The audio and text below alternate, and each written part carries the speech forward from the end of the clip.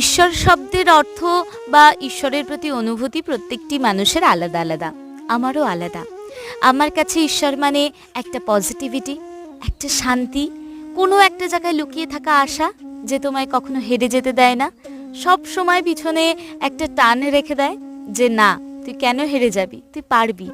যার কাছে কোনো কিছু না ভেবে কেঁদে ফেলা যায়, যার কাছে খুব সহজেই নিজের দুঃখগুলো প্রকাশ করা যায়, সেই ঈশ্বর যাকে আমরা না দেখেই খুব ভালোবাসি, না জেনেও আমরা তাকে অসম্মান করতে পারি না।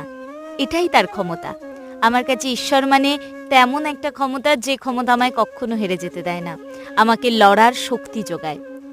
ধন্যবাদ ইউনিভার্স, ধন্যবাদ দেবীমা, ধন্যবাদ সমস্ত একটা পজিটিভিটিকে, যারা আমাকে এখনো অব্দি হেরে যেতে দেয়নি, হয়তো সামনেও দেবে না।